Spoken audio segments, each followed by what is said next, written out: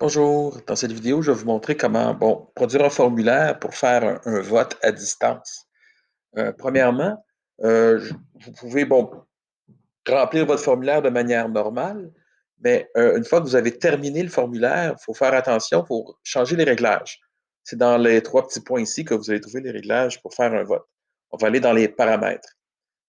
Bon, dans le cas d'un vote, on va vouloir probablement restreindre le vote à des gens à qui on l'a envoyé.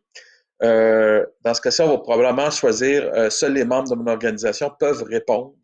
Par contre, si on veut un vote qui est confidentiel, on ne choisira pas d'enregistrer le nom.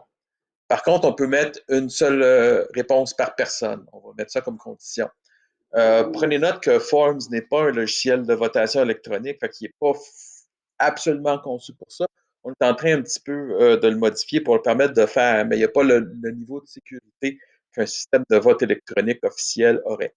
Dans ce cas-ci, on compte sur le fait qu'on a envoyé le formulaire de vote à un certain nombre de personnes. Puis si on veut garder nos votes confidentiels, ben, on n'enregistrera pas le nom.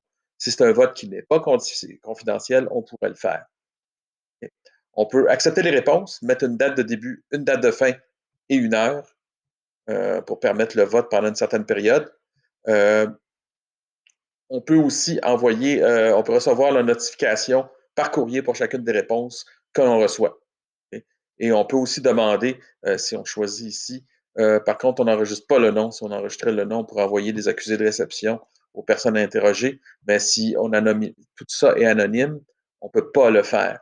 Bon, si on veut être plus qu'une personne à travailler sur un formulaire ou un vote à la fois, il faut aller dans le bouton Partager.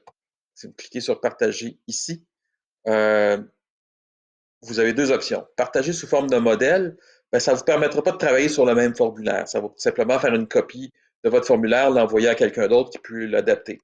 C'est un lien de consultation et de modification.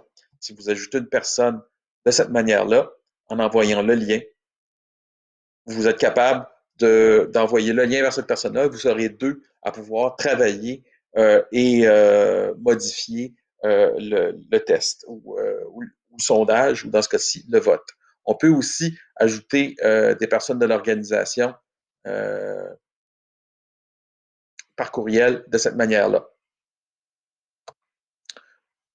Je vais juste éteindre ça. Mais la façon la plus simple, c'est tout simplement de copier le lien qui est ici et puis de l'envoyer. Ça permet de contrôler euh, avec qui on peut travailler sur le test ou le vote. Alors, j'espère que ce sera utile. Merci et bonne journée.